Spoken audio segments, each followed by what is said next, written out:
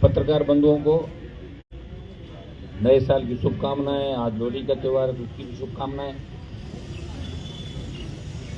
पूरे पार्टी परिवार की तरफ से।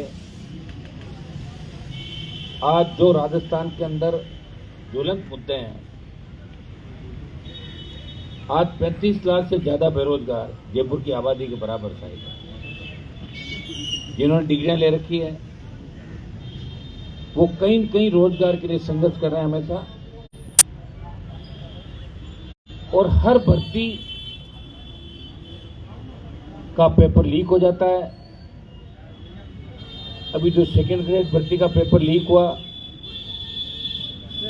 जिस दिन पेपर लीक हुआ, और मैं धन्यवाद दूंगा लोकतंत्र के चौथे स्तंभ मीडिया को कि आप त्वरित कार्रवाई भी करते हो, प्रयास भी करते हो, लेकिन जब लास्ट में आके आंकड़ों पे जब सरकार हाथ नहीं डाल पाती, मंत्री और बड़े ब्यूरोक्रेट बच जाते हैं, तब हर आदमी यही कहता है कि आखिर इनका सरगना कौन है, आखिर इनके पीछे कौन है। और हमने हर मामले के अंदर, चाहे रीट भर्ती हो, वो भी लोकसभा के अंदर मामला उठा था, एक भर्ती रद्द करी थी। और ये पेपर लीक की परंपरा कोई नई नहीं है। वसुंधरा सरकार के समय में भी आपके करीब करीब 2013 की एलडीसी भर्ती, जेल पर ही 2015, कांस्टेबल भर्ती 18, लाइब्रेरियन 18, जयन सिविल 18, रीट, फिर आपकी आ गई इधर गहलोत के समय 21 रीट, बिजली विभाग के टेक्निकल हेल्पर, कांस्टेबल 22, वन रक्षक, वरिष्ठ अध्यापक, आपके एसआई का एग्जाम, जयन का। तो इस तरह लग रहा है कि पेपर लीक कराने में भी वसुंधरा गहलोत का गठबंधन नजर आ रहा है। इस मामले के अंदर बराबर पेपर लीक हो रहे हैं, बराबर भर्तियां रद्द हो रही है, और नेताओं के अधिकारियों के बराबर नाम आ रहे हैं। हमने आरोप भी लगाए थे, वसुंधरा के समय आरपीएससी का चेयरमैन जेल गया, जो अपने बेटी के नंबर बढ़ा रखा। बताओ इससे ज्यादा क्या होगा। विधानसभा के अंदर मामला उठा, हमने विधानसभा में आरपीएससी को सब्जी मंडी बताया था, एक ये मांग करी थी कि उस समय के 10 साल के आरपीएससी के चेयरमैन की जांच कराएं। तो ज्यादातर के रिश्तेदार जो 10, 12 और ग्रेजुएशन में सेकंड डिवीजन थे, वो टॉप कर रहे थे। कोई आरएस टॉपर था, कोई आरपीएस का, कोई आरजेएस के अंदर भी आरपीएससी का जो रोल रहता है। तो जांच कौन कराएगा? जांच स्टेट गवर्नमेंट कराती है या हाईकोर्ट, सुप्रीम कोर्ट कराता है? स्टेट की कोई भी एजेंसी स्टेट के किसी मंत्री को और बड़े अधिकारी को सलाखों के पीछे नहीं डालती। इसलिए हमने बार बार मांग करी, इस सेकंड ग्रेड के पेपर के अंदर भी हमने मांग करी कि इसकी सीबीआई जांच हो, और सीबीआई जांच के अंदर दूध का दूध और पानी का पानी हो जाएगा। सरकार सीबीआई जांच से मुकर रही है, सीबीआई जांच नहीं करा रही है। वसुंधरा के समय भी यही हुआ, हम लोग सीबीआई जांच की मांग करते थे, सीबीआई जांच नहीं करवाई किसी भर्तियों की। और जहां जहां सीबीआई जांच हुई, आप देखिए, जहां जहां प्रदेश के मामलों की, चाहे अपराधियों की, चाहे दूसरे मामलों की।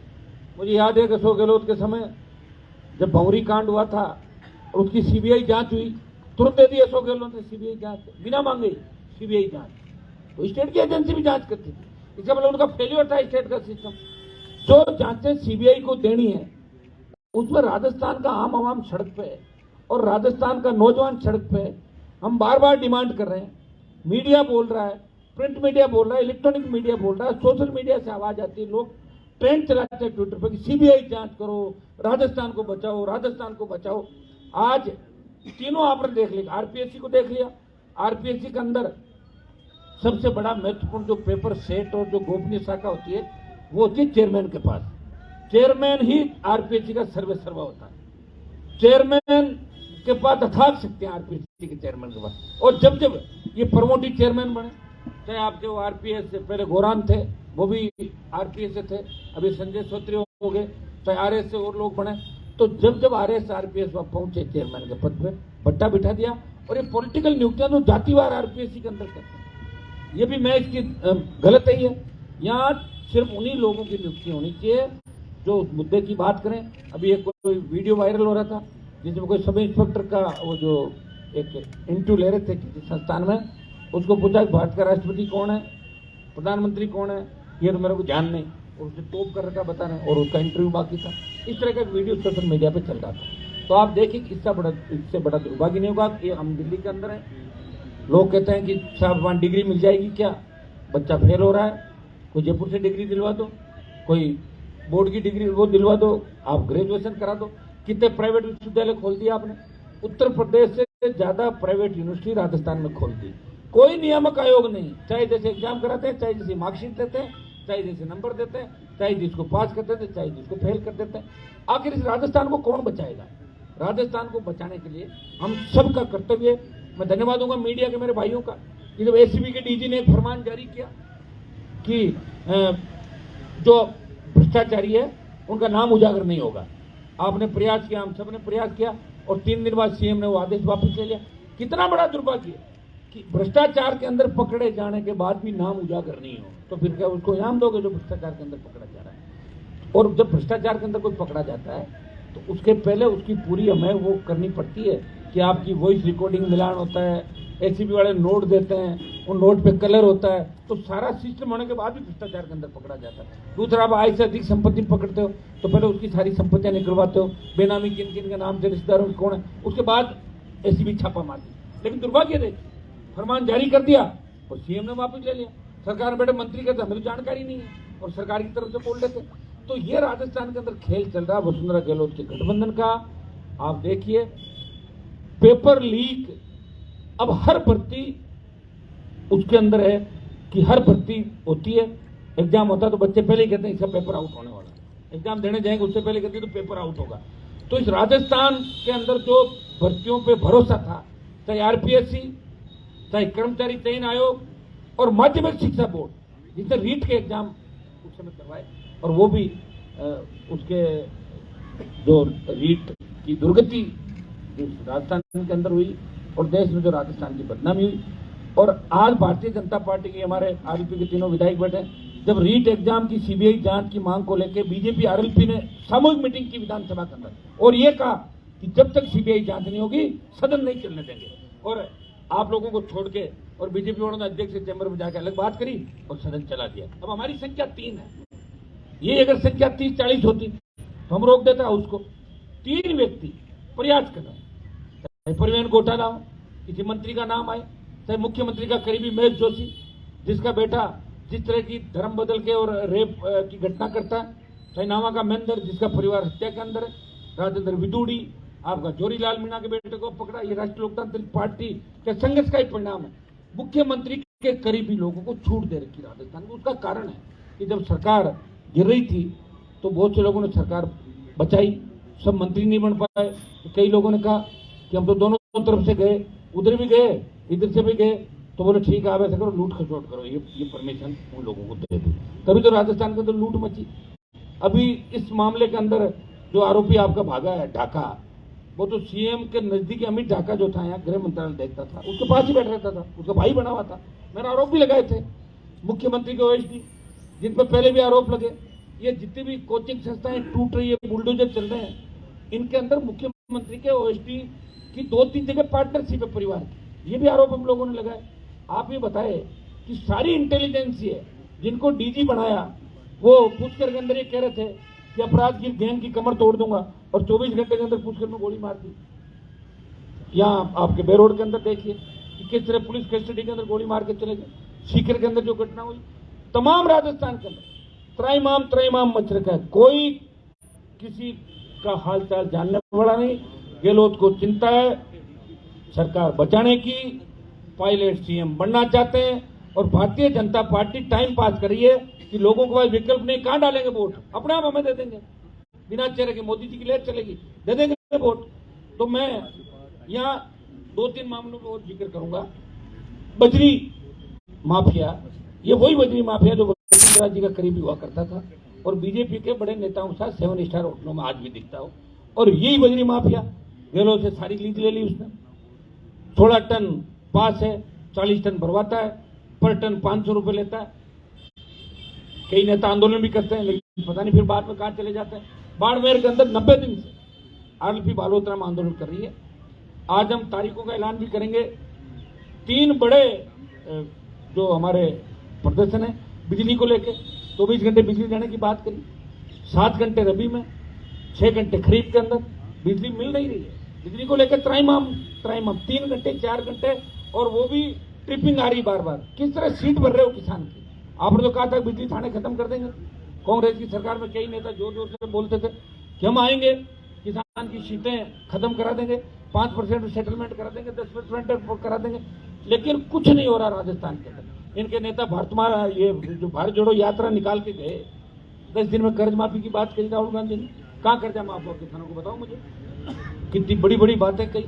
अब इनका एक ही काम है कि अब चुनावी साल है, और चुनावी साल में कोई न कोई झुनझुना पकड़ा देंगे। अब बजट लेकर आ रहे हैं, बजट में कोई बात कर देंगे।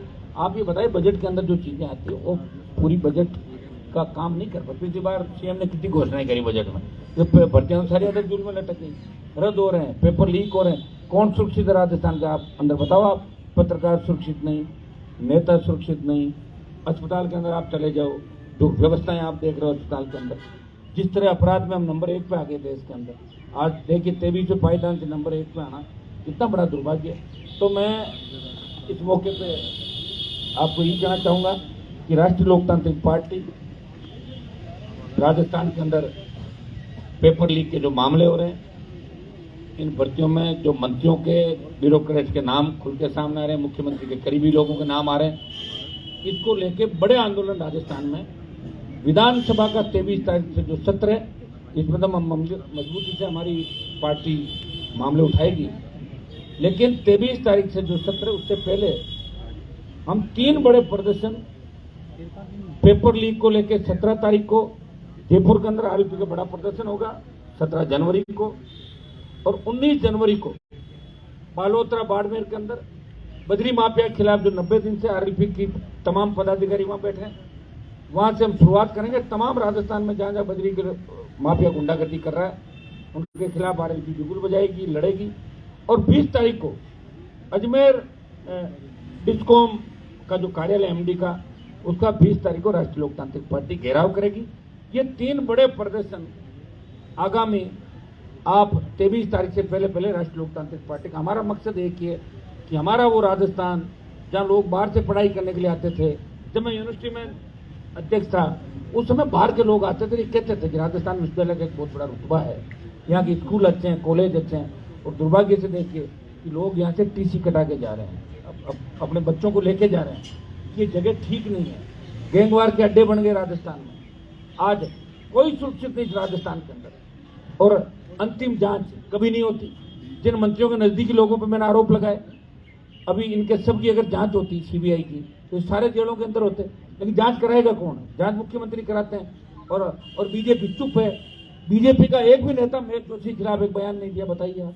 क्योंकि बीजेपी के कई नेताओं को उनके साथ कामकाज चल रहे हैं, ठेके ले रखे हैं। अब कैसे चलेगा बताओ मुझे। जब बाड़ी खेत को खाने लग जाए, भारतीय जनता पार्टी जन आक्रोश यात्राएं निकाल रही है। जन आक्रोश तो बीजेपी के खिलाफ है लोगों के अंदर। जिस तरह मोदी जी ने किसानों के खिलाफ बिल लाए, हम बाहर आए और ये अग्निपथ लेके आए। कितना बड़ा अग्निपथ का विरोध है देश के अंदर। इसको लेके भी आरएलपी आगामी दिनों में बड़े आंदोलन करेगी, दिल्ली कूच करेगी। और मैं आपको विश्वास दिलाता हूँ, इस राजस्थान की आम जनता को विश्वास दिलाता हूँ कि राजस्थान के नौजवान और किसानों के लिए आरएलपी हमेशा सड़क से लेकर सदन तक लड़ी थी। आगे भी हम संघर्ष करेंगे। ये पार्टी जय जवान जय किसान के नारे के साथ बनी है, और हमारा मकसद है कि राजस्थान भय मुक्त हो, भ्रष्टाचार मुक्त हो और अपराध मुक्त राजस्थान हो। ये हमारे प्रमुख इशू रहेंगे, और इसको लेकर आगामी दिनों में हमारे विधानसभा के अंदर, लोकसभा के अंदर भी जो राजस्थान की इशू है उनको रेज करेंगे। हनुमान जी, सीधी सी मेरा सवाल ये है आपसे कि आपकी पार्टी, ये आप प्रदेश संयोजक इसके जन्मदाता है, और सरकारी बंगले पे कब्जा करते जा रहे हैं। अपनी पार्टी के पूरा कार्य सरकारी बंगले से कर रहे हैं, तो अब आरोप लगा रहे हैं सत्ता पे अब नेताओं। तो अशोक गहलोत कहाँ से कर रहा है? अरे वो सरकारी बंगले से गहलोत ही कर रहा होगा ना। इसका आपको पता है कि 50,000 रुपए का किराया हमारा कटता विधायक का, कितना? 50,000 पर महीने। विधानसभा बजट सत्र शुरू होने वाला है, इससे पहले सचिन पायलट का जो है शक्ति प्रदर्शन किया जा रहा है 15 तारीख से 30 तारीख तक। अंतिम प्रयास है। हमने तो शक्ति प्रदर्शन देखा नहीं सचिन पायलट का, कहीं होता तो अभी तक हो जाता। 4 साल तो निकल गए, 4 साल 2 महीने निकल गए। अगर पायलट के अंदर जरा सा भी कुछ हो तो वो अलग पार्टी बनाए, लड़े राजस्थान के अंदर। और अगर वो लड़ते हैं अच्छी बात है, हमने तो उनको मुख्यमंत्री बनाने के समय उसमें समर्थन भी दिया था, सीएम बनाया।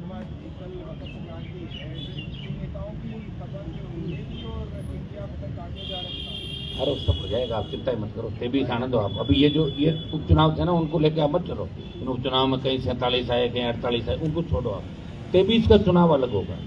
जितने भी उपचुनाव होते हैं उसमें निश्चित रूप से सहानुभूति का भी मामला चलता है, थोड़ा बहुत हो जाता है, लेकिन 23 का जो रिजल्ट आएगा कईयों की कट जाएगी, और मेरे हिसाब से तो करीब करीब जो घूम रहे हैं इनकी ज्यादातर की कट जाएगी। सर एक सवाल इधर भी सर, इधर कईयों की मैं खुद ही काटूंगा ना, उनको बता दूंगा, अभी जरूरी है कि सारी बातें। सर अब तक तो आप बीजेपी किसकी काटनी है किसकी रखनी है। हाँ, अब तक तो आप बीजेपी के लिए बोलते रहे, सब लोग बोलते रहे कि उनके ही यहाँ पर मुख्यमंत्री के बहुत सारे चेहरे हैं। कल एक मंत्री जी का ऑडियो टेप पे आया, उन्होंने बोला कि सिविल लाइन का भाग्य किस्मत खुलने वाली है इस चुनाव में। क्या वहाँ पे भी ये सपने कहाँ पे? हाँ, क्यों नहीं, मेरी बात सुनो, सपनों में कोई पाबंदी नहीं है, मुकदमा दर्ज नहीं होता। आजकल क्या है कि ऑडियो वीडियो सीडी ये तो आने लगी, लेकिन सपने कोई टेप नहीं करते। जिस तरह हमारे फोन टेप करा रहे हैं गहलोत साहब, और ये जो डीजी जिनको बनाया ना, इनको इसीलिए बनाए, फोन टेप कराने में इनको मारता सीधा। पहले भी कराए एडीजी, ये इनके एडीजी ये रहे उसके अंदर इंटेलिजेंसी, और एडीजी इंटेलिजेंस चीफ मिनिस्टर को सुबह शाम ब्रीफिंग करता। इस मामले में ये मास्टर है, बाकी इनको ज्यादा आता ज्यादा कुछ भी नहीं है। ये उस दिन कह रहे थे कि उस पर वो करा दो, नकल वालों के खिलाफ राजद्रोह का मुकदमा लगा दो। इनको पता नहीं नकल कराने वाले के खिलाफ राजद्रोह का मुकदमा नहीं लगा, ऐसे बयान दे देते डीजीपी। तो ये तो यही है। नहीं, क्या सपने पूरे होते दिख रहे हैं आपको उसका? हम करेंगे आरएलपी, और कौन करेगा? अभी भी आपको पता, सुनो मेरी बात, इस राजस्थान के अंदर ये बात सही है, आपका सवाल पूछना इसलिए लाजमी है कि राजस्थान में कभी तीसरी पार्टी बनी नहीं। हमारे जो नेता थे वो झंडा उठा के लाते थे, ये तो हरियाणा के नेताओं का, ये लाते थे यूपी के नेताओं का, ये लाते थे बिहार के नेताओं का, और यह दिल्ली के नेताओं का। पहली बार राजस्थान के जवानों ने खुद की पार्टी बनाई, और पार्टी बना के पार्टी का प्रदर्शन रहा।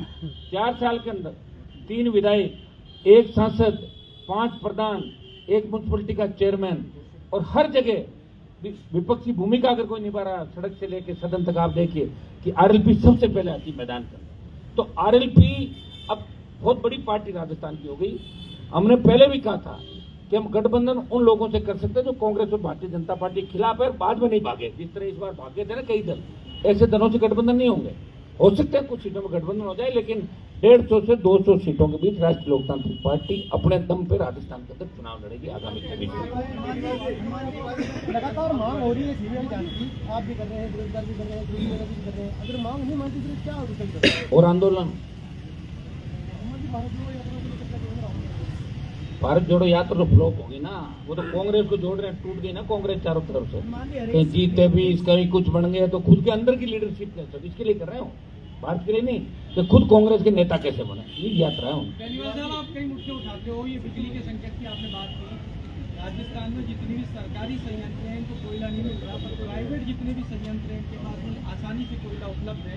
ये मुद्दा आप लोकसभा के अंदर क्यों नहीं उठा देंगे ना? उठा देंगे। आज आपने कहा, पहले तो उठाया मैंने, शायद आप मेरे लोकसभा का हर भाषण नहीं सुनते, प्लीज एक बार चेक कर ले आप। उठाया मुद्दा और उठाएंगे इसको, ऐसा कोई मुद्दा बचा ही नहीं मैंने नहीं उठाया। महंगाई को लेकर 2018 में आपने पार्टियां गठन किया था, उसमें भी आपने कहा था अकेला चलेंगे, किसी के साथ नहीं जाएंगे, लेकिन 8 महीने बाद आप बीजेपी के साथ चले गए। वो पूछा, आप रुकिए एक बार, ऐसा है अकेला चलेंगे, चल रहा हूँ ना अकेला, आप मेरी बात सुनो। पूछा एक मिनट, मुझे मेरा कोई प्रधानमंत्री बनने का मकसद नहीं, मैं पहले बता दूं आपको। हमारा स्टेट के अंदर राजस्थान की सत्ता आरएलपी की आए, और ये हमने कोई सत्ता के लिए पार्टी नहीं बनाई। हुकार रैलियों के माध्यम से कर्ज मुक्त किसान, फ्री बिजली, टोल मुक्त राजस्थान, मजबूत लोकल, जो आपकी आवाज थी वही मेरी आवाज थी। आप जो आवाज उठा रहे थे वही मैं उठा रहा था, जो आप कहते थे वही मैं कहता था कि ये होना चाहिए। और एक व्यक्ति ने शुरुआत करी हुकार रैलियों के माध्यम से, नेताओं को गांव गांव भिजवा दिया, नेता जाते तो नहीं थे, प्रयास किया। और उस समय लोकसभा चुनाव के अंदर मेरे सामने विकल्प था कि या तो मैं मेरी पार्टी पे लड़ूं, और चूंकि जो परिवार में लंबे समय से नागौर में शोषण कर रहा था लोगों का, उस परिवार के खिलाफ लड़ना भी था। 14 में निर्दलीय चुनाव लड़ा था, 1,60,000 वोट मैंने लिए थे 14 के अंदर। तो मैंने लोगों को पूछा, बच्चों को बताओ क्या किया जाए। एक ही आवाज आई कि आप मोदी जी गठबंधन कर लो। कर लिया मैंने गठबंधन, और गठबंधन मेरी शर्तों पर किया। और आपको शायद इस बात का ध्यान नहीं है, ये देश का पहला गठबंधन होगा।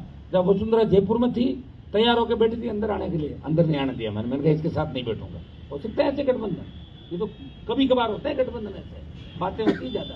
वसुंधरा को पार्टी कार्यालय में नहीं आने दिया, गठबंधन किया। और जब मुझे लगा कि देश का किसान तकलीफ के अंदर है, मुझे पुकार रहा पंजाब हरियाणा यूपी का किसान, राजस्थान में किसान आंदोलन नहीं था, मैंने ही खड़ा किया राजस्थान का किसान आंदोलन, छोड़ दी मोदी की सत्ता।